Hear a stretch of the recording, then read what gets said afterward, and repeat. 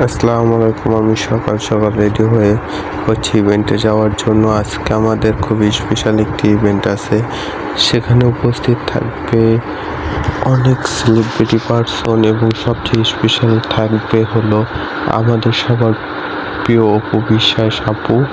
এবং আজকে আমাদের প্রতিদিনের মতন ওয়েডিং ইভেন্ট না, আজকে আমাদের হলো কর্পোরেট, যাকে আমরা বই উদ্বোধনের ফটোশ্যুটে আমরা বর্তমানে যাচ্ছি। আমরা রওনা দিয়ে দিয়েছি বনানীতে অলরেডি চলে এসেছি। তো আমরা হেঁটে হেঁটে রওনা দিচ্ছি হলো স্টুডিওর উদ্দেশ্যে। স্টুডিওতে যেয়ে আমরা দেখতে পারি ফার্স্টে এই ব্যানারটার ছবি তুলে নিলাম। তো আপাতত ভেতরের যত কাজ ছিল সব শেষ করে আমরা চা খেতে চলে আসলাম। এখানে চাটা অনেক মজা ছিল, ভাবতে পারি না। আর আশেপাশে ভাই এত আশেপাশে এত ক্যামেরা দেখে ভাই, তোমার ফিলিংসটা কি কইতাছে ভাই? ভাই আরে খাবার দিব ভাই, এত দাও দূরে না আইবো ভাই। ভাই এত ক্যামেরা দেখার পর ফিলিংসটা কি ভাই? চোস না আসলে এত পরিমাণ সাংবাদিক এখানে যা দেখতে পাচ্ছেন, সব সাংবাদিক। এত পরিমাণ সাংবাদিক আসবে আমাদের ধারণার বাইরে ছিল। আর যেখানে সাংবাদিক থাকে সেখানে কাজ করা টাফ। এবং মডেল আপুরা অলরেডি চলে এসেছে এবং সবার অপেক্ষায়। কিচ্ছু আমার চাই না, তোমার মনে এন্ট্রি নেব, মন ধরেছে ভাই না, কাছে এসে শুনে। এর মধ্যে আপুটা গান শুনে আমাদেরকে এনজয় দিল। এবং যাকে এখন স্ক্রিনে দেখতে পাচ্ছেন, তেনার লেখা বই এটা, এবং বইটা অনেক ভালো ছিল বলতে গেলে। সবারই শুধু একজনের অপেক্ষা, অপু বিশ্বাস আপু কখন আসবে, এই অপেক্ষায় আমরা সবাই বসে আছি। এবং এই আপু এখন যাচ্ছে বই রিভিউ দিতে, বই সম্পর্কে। তো মাঝখানে একটি ব্রেক ছিল, তো ব্রেকের ফাঁকে আমি একটি বড় মিরর থেকে ছবি তুললাম। এই ছবি সবাই শুধু গেটে তাকাচ্ছে, গেটে ক্যামেরা ধরছে। অবশেষে অপু বিশ্বাস আপু আসলো রাত 9টা 9:30টার দিকে। কিন্তু এত পরিমাণের ক্যামেরা, এত পরিমাণের মানুষ যে এখানে আলাদাভাবে ছবি ভিডিও বা অন্য কিছু নেওয়ার অসম্ভব একটি বিষয় হয়ে গেছিল।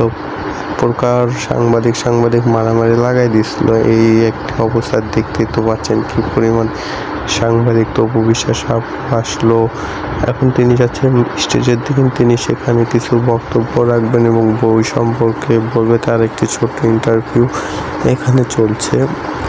তিনার বক্তব্য শেষ হলে ইভেন্ট প্রায় শেষের মধ্যে হয়ে যাবে। এবং সব ছিল যার উপরেই সেই আপু। সবাই না দিকে এমনভাবে তাকায় ছিল যা বলার মতন না। ক্যামেরায় এমনভাবে জুম করা হচ্ছিল তাকে, তার ফিগারটাকে সবাই ইন্ডিকেট করা। আসলে ভাই সত্যি কথা কি আমিও কন্ট্রোলে ছিলাম না। তারপরে তো সবাই এখানে সেলফি কিন্তু আছে ইউজ করতেছে। এবং যে বইটা উদ্বোধন হওয়ার কথা, সেই বইটা অনেক ভালো। অবশেষে আমাদের বাসায় যাওয়ার সময় হয়ে গেছে। এখন আমরা বাসার উদ্দেশ্যে কোথায় রওনা দিয়েছি। আমরা এখন বাসার দিকে যাচ্ছি, প্রথমে সিএনজি স্ট্যান্ডে যাচ্ছি আমরা এখন। তো যেতে যেতে রাস্তার এত পরিমাণে ফাঁকা ছিল যা বলার মতো না, যে 12টার দিকে গুলশান এলাকা ফাঁকা। তো যেতে যেতে হঠাৎ আমাদের ডিমের দোকান দেখি। তো এখানে আমরা 4-5 জন ছিলাম, 4-5 জন মিলে আমরা ডিম খাচ্ছিলাম। তো অবশ্যই সিএনজি নিয়ে আমরা বাসার উদ্দেশ্যে রওনা দিলাম। ইভেন্টটা অনেক সুন্দর ছিল, অনেক সুন্দর সময়